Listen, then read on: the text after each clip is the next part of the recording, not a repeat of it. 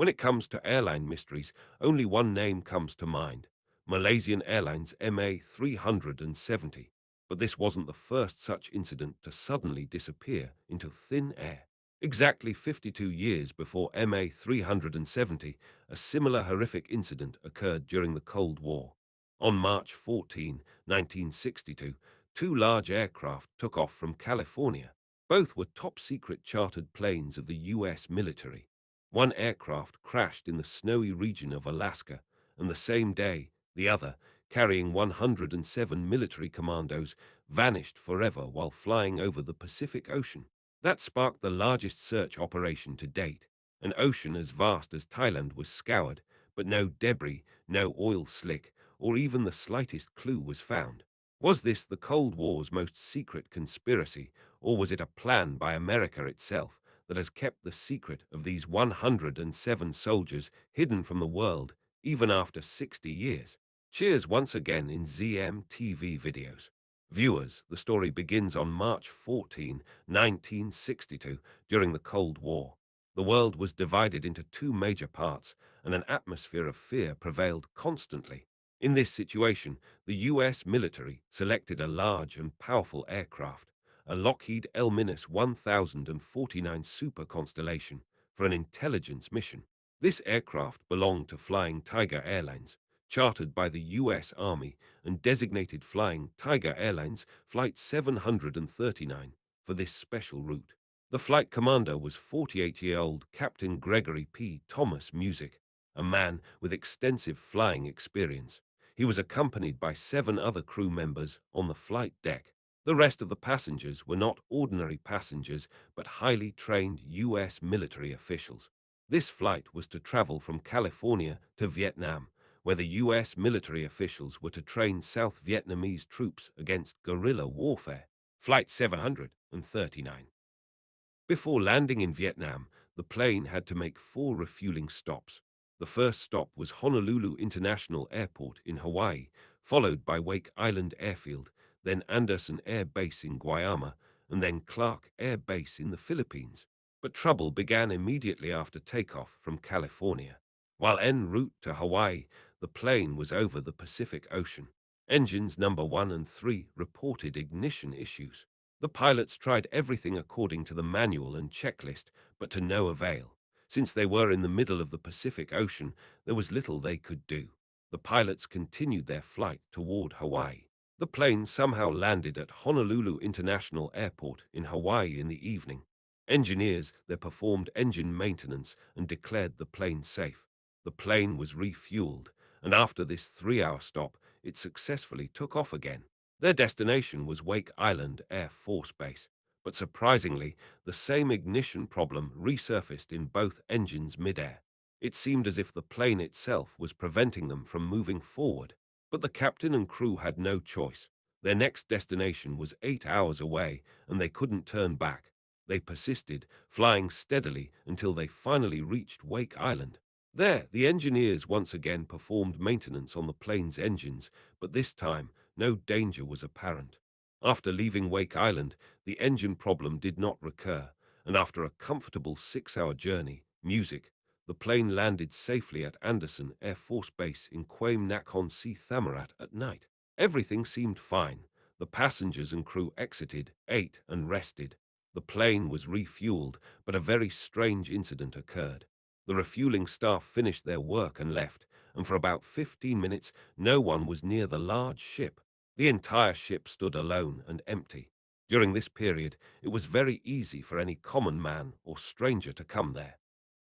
That minute of silence would later play a significant role in this story. Well, when the time was up, everyone reboarded, and the plane took off from Guam around 11 p.m. local time. If everything had gone as normal, the plane would have landed at Clark Air Force Base in the Philippines exactly 6 hours later at 5 a.m. The plane was loaded with ample fuel for this journey, approximately 9.5 hours, so that in case of an emergency, the plane could easily remain airborne for 3.5 hours. The weather that night was perfect, and the sea was quite calm. Immediately after takeoff from Guam, the captain contacted the radio station and instructed the offices in California, Manila, and Hong Kong to report their departure. This was the first time on the entire voyage that the crew had made such a request. 80 minutes into the flight, the pilots contacted air traffic controllers and requested permission to increase their altitude from 10,000 feet to 18,000 feet. Guam ATC granted permission. 3 minutes later, ATC informed them that they were now out of radar range and that radar tracking was being discontinued. After this point, the plane was no longer on any station screens. Their only means of communication was radio. 5 minutes later, the pilot broadcast a message stating that they had reached 18,000 feet. This message was also heard by ATC.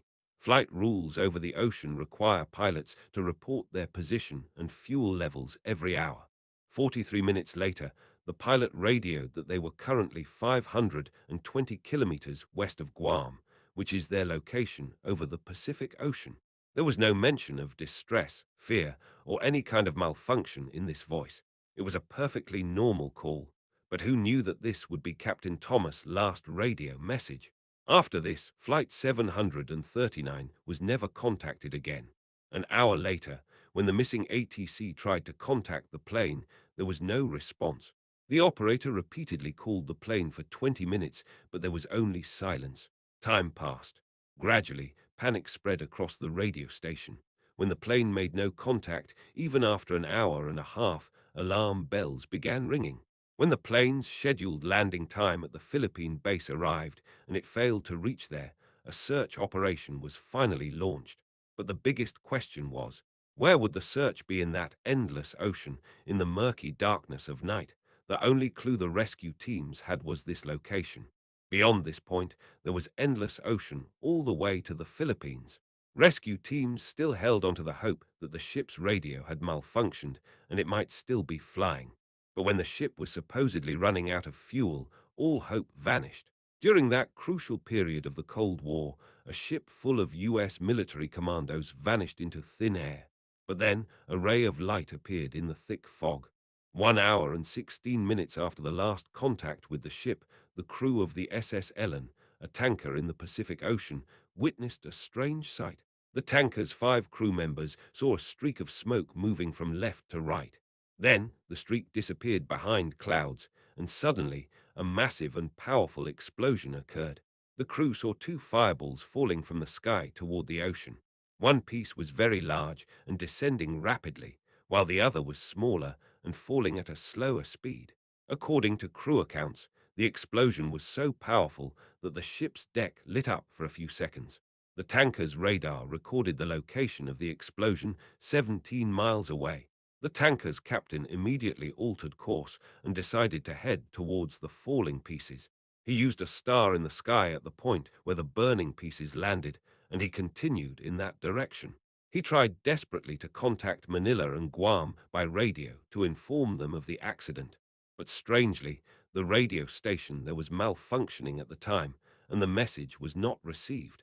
When the tanker arrived at the scene, everything was normal. They searched the area for 530 hours, shining searchlights into the water, but there was not a single trace of the ship, not a trace of fire or a human being. The entire ocean was completely clear, as if nothing had happened. Eventually, the tanker's captain, thinking it might be a secret military exercise or missile testing, called off the search and returned to his original course. The next day, when the news reached rescue teams, they seized the area and launched the largest search operation ever conducted in the Pacific Ocean. For 4 days, an area of 100 square kilometers was thoroughly searched. Thousands of people, dozens of ships and helicopters were deployed, but all was in vain. After 8 days of continuous operations, rescue teams had now searched an area of 520,000 square kilometers, an area roughly the size of Thailand. After this, the US suspended its search, as it was impossible for anyone to survive in the ocean for 8 days. This sparked a lengthy investigation. This investigation revealed that 2 of the engines had experienced ignition issues at the initial stops, but the maintenance staff said there was no engine defect that could pose a danger. Furthermore, some sleeping mattresses were loaded at the first stop because there was nowhere for the crew to lie down. Flight 739's disappearance certainly raised many questions for the investigation team, but it wasn't the only flight that suffered a tragedy that day. On the same day as Flight 739's disappearance, another similar Tiger airplane crashed in Alaska. The common denominator between these two flights was that they were chartered by the U.S. military. Both were on top-secret missions and took off from California one after the other. Two planes from the same company crashed on the same day. Was the destruction of the military ship a sheer coincidence or a planned one? This raised suspicions that the ships might have been sabotaged from California itself, meaning a deliberate malfunction was deliberately created within them. Were the engine malfunctions a real issue, or was it all part of a plan? One possibility was that lightning might have struck the ship. A similar Lockheed ship had been ripped in two midair by lightning earlier in the day, and the guards on the SS Lanson also saw two separate spheres falling from the sky. But the crew of the Shiva claimed that there was no sign of lightning in the sky that night. The weather was completely clear, with only scattered light clouds. So if lightning didn't strike, how did the explosion happen? Another very strong theory was that, since it was the Cold War era, an enemy country, such as the Soviet Union or its allies, might have planted a bomb on the ship. But the ship had stopped only at high-security U.S. military bases throughout the journey, where delivering a bomb seems impossible.